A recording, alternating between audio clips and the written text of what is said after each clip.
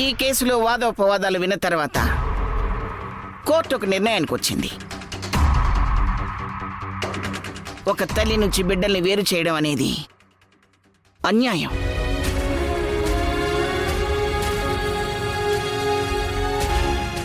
ఆ తల్లి హంతకురాలైనా సరే లేక ఇంకేదైనా సరే తల్లి తల్లే.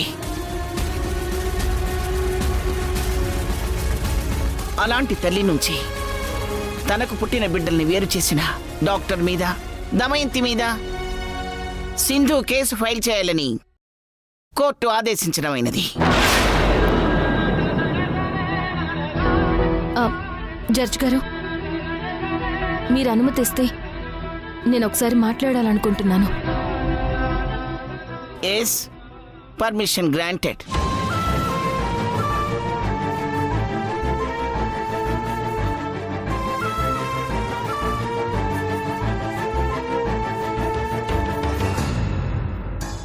జడ్జ్ గారు, ఎవరి మీద ఎలాంటి కేసు పెట్టే ఉద్దేశం నాకు లేదు.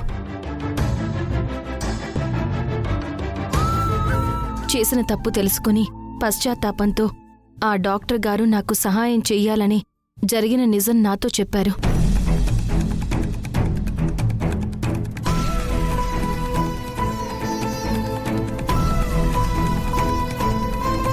ఆ డాక్టర్ నాకు నిజాలు చెప్పడం వల్లే రిషి, శశి నా పిల్లలే అని తెలుసుకోగలిగాను. వాళ్ల కోసం పోరాటం చేశాను. నా పిల్లల్ని దక్కించుకోవడం కోసం కోర్టులో కేసు వేశాను. ఇప్పుడు డాక్టర్ గారి మీద కేసు వేసి ఆమెను ఇబ్బంది పెట్టడం నాకిష్టం లేదు.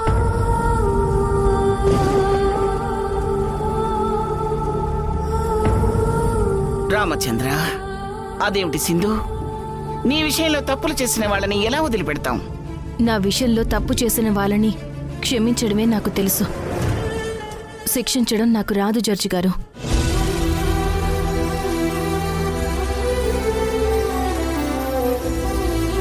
అలాగే మా అత్తయ్య దమయంతి గారు పుట్టిన పిల్లల్ని నాకు తెలియకుండా తీసుకువెళ్లడం తను చేసిన తప్పే.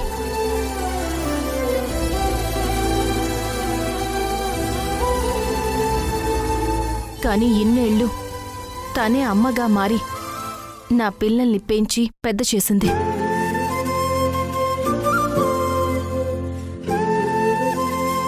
వాళ్ళని ఎంతో బాగా చూసుకుంది.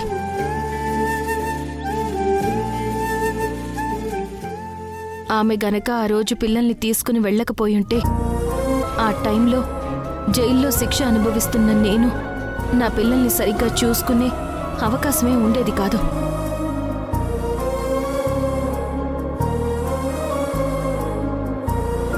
నా పిల్లలకి అమ్మ ప్రేమ దూరమై నాకు దూరంగా చిల్డ్రన్స్ హోంలో పెరిగేవాళ్ళు.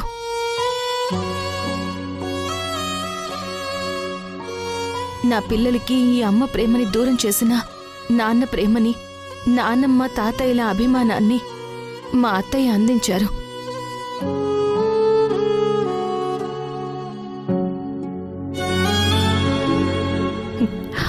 ఆ విషయంలో నేను చాలా సంతోషపడుతున్నాను.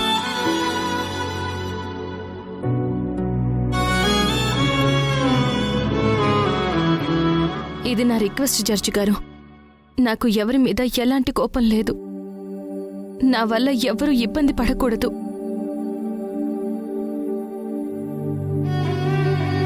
నాకు నా పిల్లలు దక్కితే చాలు. నేను ఎవరి మీద కేసు వెయ్యను.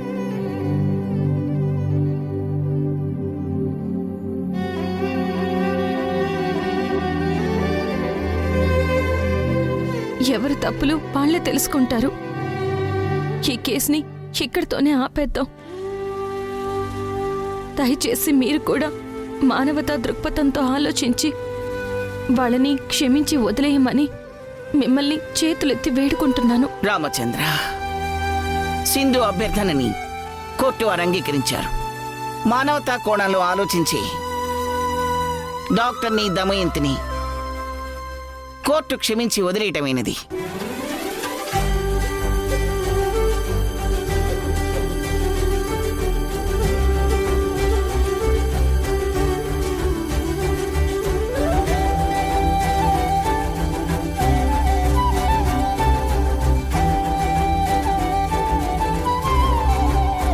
నన్ను క్షమించు సింధు.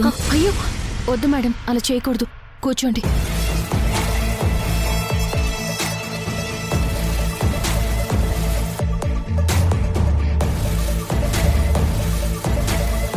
యువర్ ఆనర్, ఫైనల్గా నేను ఒకటి చెప్పాలనుకుంటున్నాను.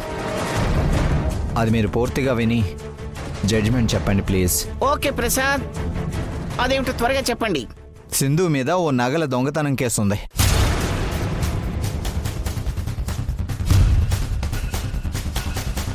ఆ కేసులో పోలీసుల నుంచి తప్పించుకొని పారిపోయింది.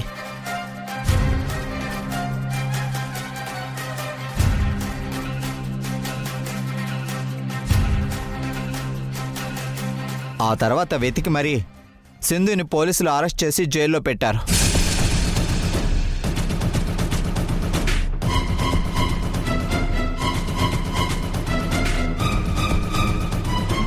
అయితే ఆమెకు బెయిల్ దొరకడంతో ఇప్పుడు ఇలా బయట తిరుగుతోంది. ఇప్పుడు మీరు సింధుకి అనుకూలంగా తీర్పిస్తే రేపు ఆ దొంగతనం కేసులో ఆమె జైలుకు వెళ్ళి మళ్ళీ శిక్ష అనుభవిస్తే అప్పుడు పిల్లల పరిస్థితి ఏంటి?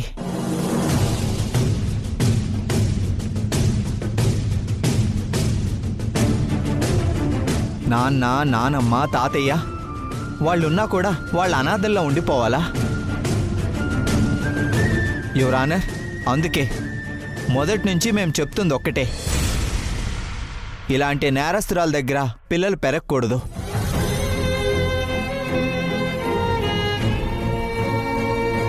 సింధుకి పిల్లలు ఎంత దూరంగా ఉంటే వాళ్ళ భవిష్యత్ అంత బాగుంటుంది యువర్ ఆనర్. సో బాగా ఆలోచించి జడ్జిమెంట్ ఇవ్వాల్సిందిగా కోరుకుంటున్నాను. రామచంద్ర, ఏమిటి ప్రసాద్ నువ్వు మాట్లాడేది? దొంగ సాక్ష్యాలతో కేసుని తారుమారు చేయాలని చూశారు. మీరు చేసింది క్రిమినల్ పనులే కదా, మరి దాని గురించి ఏం చెప్తారు? జడ్జి గారు అడుగుతున్నారు కదా, చెప్పండి ప్రసాద్ గారు. కోర్టులో దొంగ సాక్ష్యాలు ప్రవేశపెట్టినందుకు నీ మీద, నీ క్లయింట్స్ మీద కేసు వేయాలి.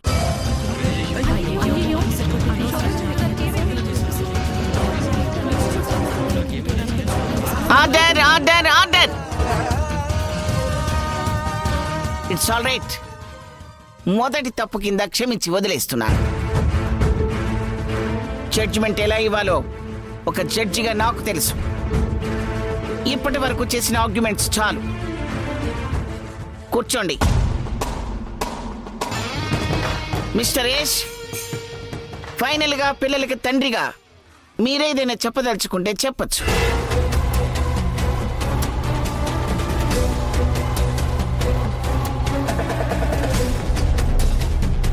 సింధు గురించి నేను చెప్పాల్సింది ఒకటి ఉంది మేడం. ఓకే, బోన్లోకి వచ్చి చెప్పండి.